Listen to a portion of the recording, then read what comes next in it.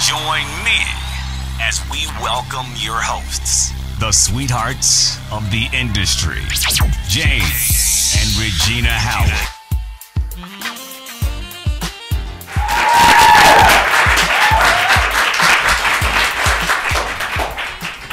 Good evening, everyone, and thank you for tuning in to A Sound Voice Live. We have an awesome show lined up for you tonight. We're always going to bring you some of the best that Atlanta has, and not just in Atlanta, but tonight our first guest is from here, and we're excited about her and what she has to offer.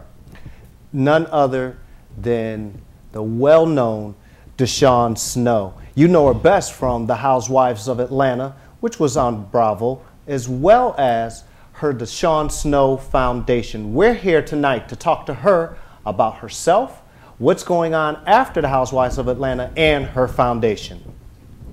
So please join us in welcoming to A Sound Voice Live, Mrs. DeShawn Snow. Thank you so much for joining us tonight, DeShawn. Thanks for having me. And the first thing I have to say, and the first thing that I would like to let our viewers know, is that you have an awesome spirit, an humble spirit, and we appreciate you for just being you and just being a person that people can touch, a person that people can reach. And I would have to be able to say right now, you're not on the Real Housewives of Atlanta, so being in ministry causes you to be that type of a person. Absolutely. So talk to us just a little bit about DeShawn Snow. Well, you know, I'm from Michigan, Detroit, Michigan, and my family and I have been here for about 8 or 9 years. I know the show makes it seem like we're new to Atlanta, but we've been residents for about 8 years. And, you know, I have my husband that I met in college and 3 beautiful boys. And, you know, I definitely have a blessed life. I realized that my life would be totally different than what it is now had it not been for the grace of God. So I'm just truly humbled and blessed and you know, on fire for the Lord. That's what I'm talking about. You know, it's awesome that you say how that you're on fire for God. Everybody wants to know, and we're going to talk about that a bit and get it out the way. Watching the Housewives of Atlanta, there was a difference. Now, my opinion, from me watching, there was a difference between you and the rest of the artists that were there.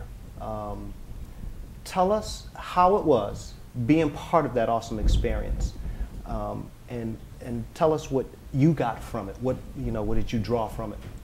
Well, I was really excited to be part of the show.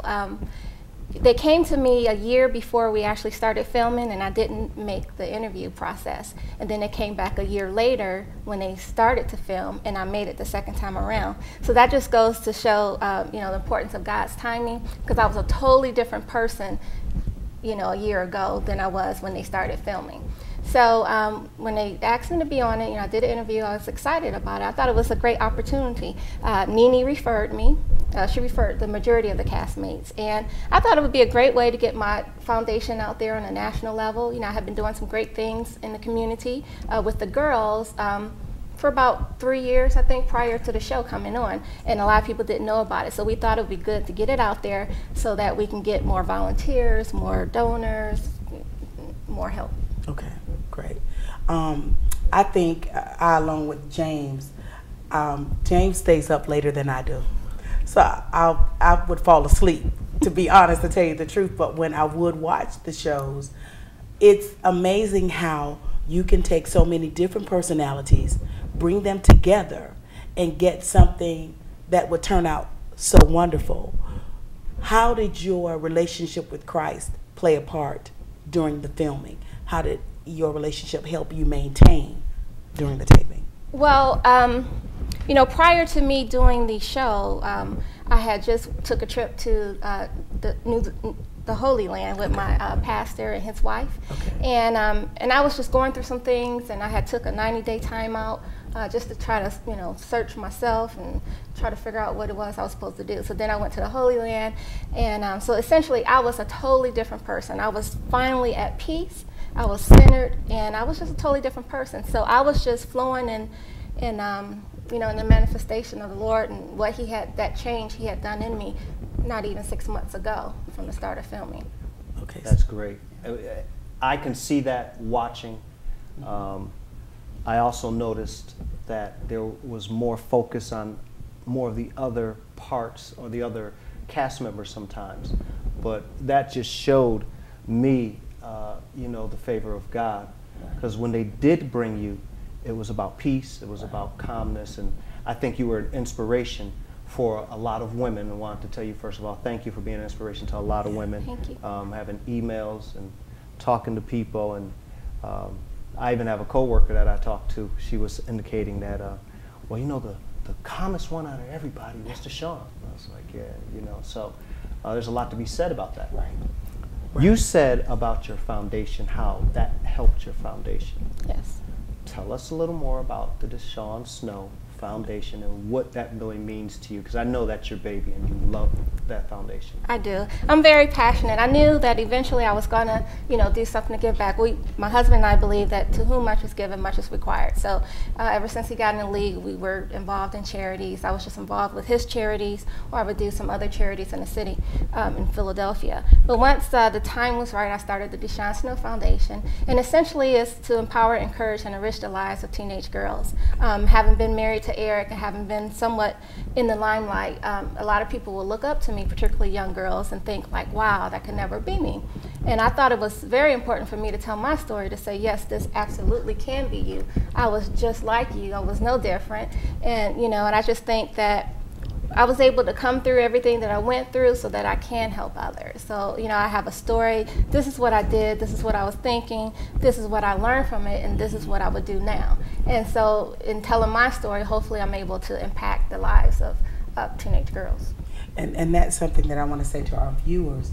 Everybody has a story. Absolutely. When you look and you see someone on television, an actor or an actress or a singer, they come from somewhere. They didn't just come on the scene all of a sudden right where they are.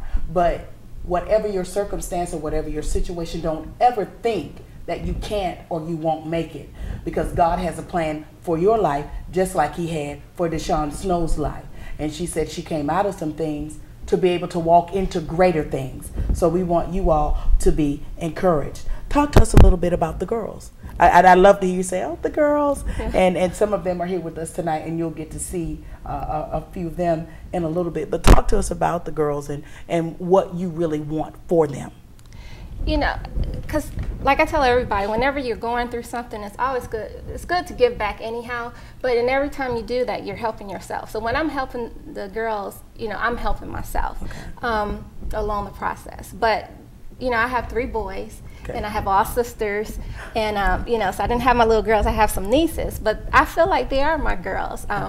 You know, because it reminds me of me when I was younger, and it's like it makes me realize how much God has carried me through, and I just get so excited because I see, because we're all just like precious gems. We just need like refining and you know, surfacing and all of that. So to see the diamonds in the rough, you know, just brings back memories, and you know, I'm so excited for them, because like when I was growing up, you know, I made some mistakes, and I grew up from a single family home, but my father was in my life, but didn't have the best relationship with my mom. I do now, but didn't growing up. And you know, I thought I knew some things, and you know, and I just didn't understand my self-worth. Okay. And so, and had I had fully understood, I would have made hardly any of the decisions that I did make.